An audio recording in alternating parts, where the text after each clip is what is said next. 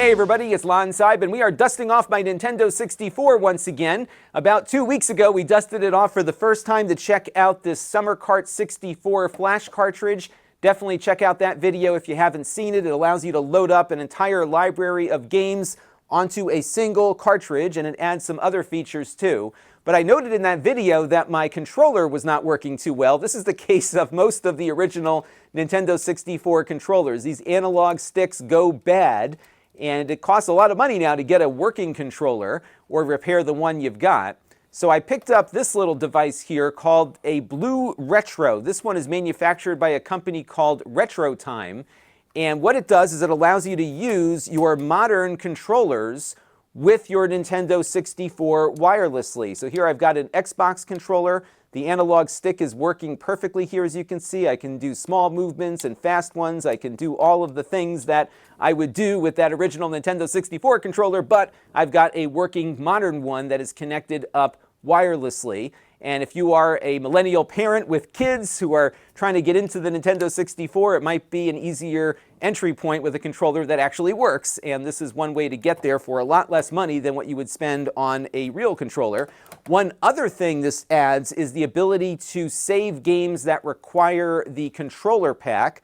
I noted in my Summer Kart video that my controller pack is dead, and this will replicate that functionality as well. So it gives us some things that were lacking on the original video, but it does a lot more than that, and we're going to dive into some of the other features of this device in just a second. But I do want to let you know, in the interest of full disclosure, that I paid for this with my own funds. All the opinions you're about to hear are my own. No one is paying for this review, nor has anyone reviewed or approved what you're about to see before it was uploaded. So let's get into it now and see what this little Bluetooth device is all about. Now, the price point on this came in at $29 for me over at StoneAgeGamer.com. I'll put an affiliate link in the video description. I'm not sure if this price will go up at some point soon due to tariffs, so if you are in the market for one, you might want to pick one up soon before the price goes up. It is very simple to operate. You just plug it into a controller port on your Nintendo 64, and it is powered by the console through that port. You'll see it light up here, maybe, on the front when we get everything connected. And once you get your controller nearby, you put it into pairing mode, and it will automatically connect up with the BlueRetro here, and you are off and running. One thing to note is that if you want more than one player, you're going to need to get multiple adapters for each port. Now, Stone Age Gamer does report that some older power supplies on these Nintendo 64s cannot support 4 of these devices simultaneously. I have seen a bunch of folks online using them without issue that way, but just keep that in mind. If your power supply is old and original to the system, you might have some trouble. But not everyone is experiencing that. Now, as far as controller compatibility is concerned, they say it works with most Bluetooth controllers. I had no issue with this controller, a PS4 or a PS5 controller. The Nintendo Switch Pro controller worked with it just fine. A few of my 8-bit-dos worked. So it should work with most of the Bluetooth controllers that are out there, and it will map everything automatically. On the Xbox controller, this stick is your C buttons. This one, of course, is your analog stick, and the D-pad gets mapped to the D-pad. Your A button is here, your B button is here. These 2 buttons map to the upper 2 C buttons. And then, of course, you've got your shoulder buttons that come into play as well.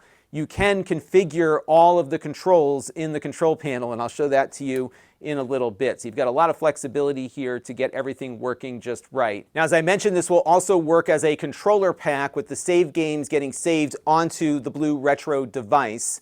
And this is not enabled by default, so I'll show you how to enable it when we go look at the control panel in a minute. But I've got it enabled on my unit here. I was playing some Rampage World Tour the other day, and I can go ahead here and restore my game from the pack here, and it brought me right to day 3. And that was something I couldn't do with my broken pack on my original controller.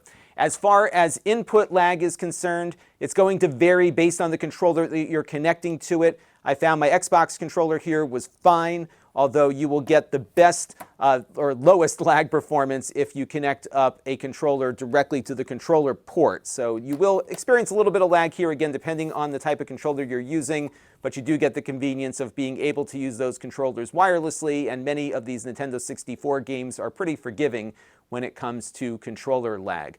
Why don't we take a look now at some of the advanced features you can configure through its web-based control panel. Now, this does require a Chrome-based browser. I use the Brave browser, and I did have to go in and set something in the flags area. So if you go to brave://flags and then search for Web Bluetooth, you'll see this Web Bluetooth API, and you need to enable this. I think this is not necessary on Google's Chrome browser, but on Brave it is disabled, and you need to get that set up initially before you do anything else. Another thing you need to do to configure it is to make sure that there are no active pairings with your BlueRetro device.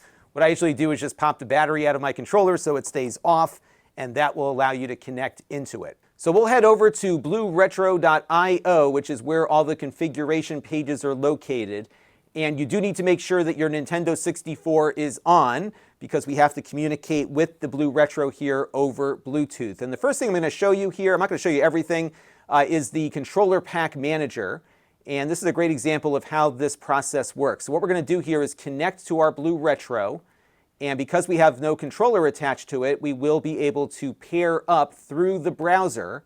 And when I click pair here, sometimes you get an error like I just got here, and it requires a couple of extra clicks. It doesn't necessarily have the most elegant process at the moment, but generally we get it on the second try here.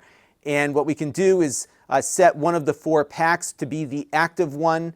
I can read the pack out and save it onto my computer here, for example. That might be useful for doing backups. So that's certainly more than what you get out of the original here, so that's pretty handy. And I can just go ahead here and save it to my downloads folder. So that is the process of the backing up and the writing back. So I could write this one back out if I wanted to as well. So that's pretty handy, even though it doesn't have an SD card on board. The next thing I want to show you is the advanced configuration. And this is where you've got a lot to look at here. So again, very similar process to what we saw before. We have to select our device that we're configuring. It will give you an error many times, so just keep trying until you get it reconnected. And now you're going to see a lot here. Now, the first thing I want to show you is the controller mapping here. And as you can see, you can map every single thing you can imagine to your controller. So if you don't like the way the Xbox layout is, you can adjust things here. I do wish there was more of a graphical user interface to this, and it's possible given that this is an open source project, so hopefully somebody takes up that charge.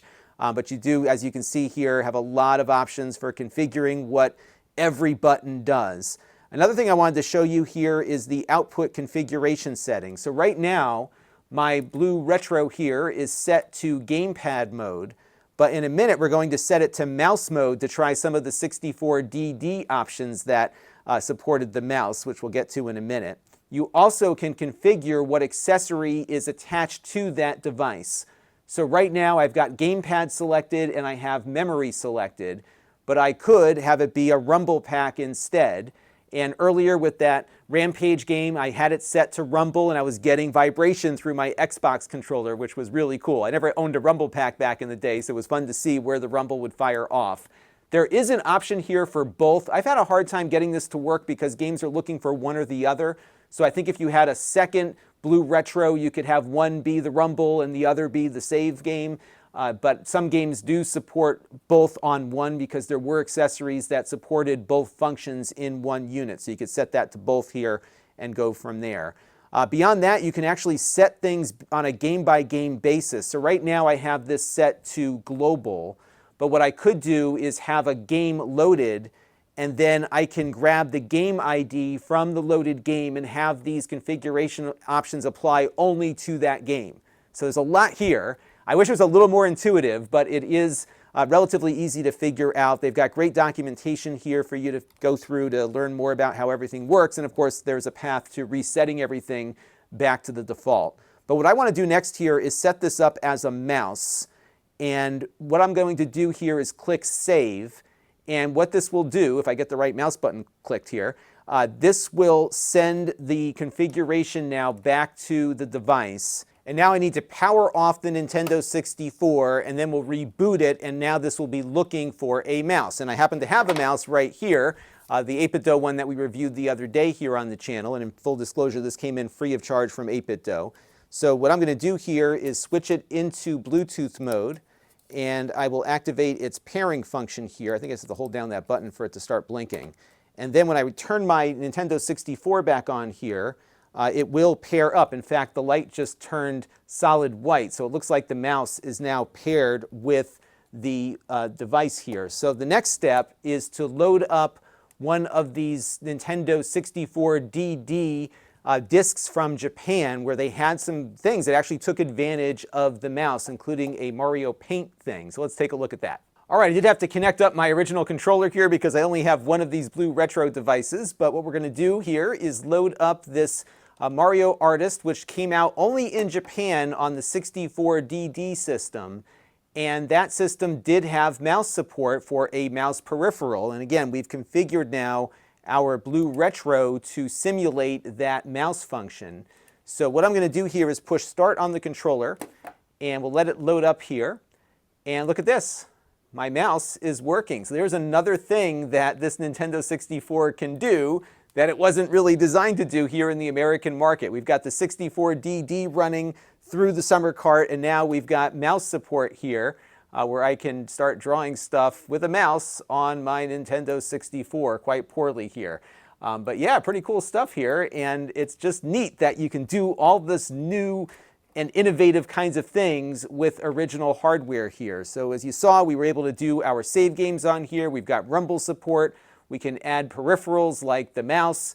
Really neat stuff here, and not all that expensive for breathing some new life into your Nintendo 64.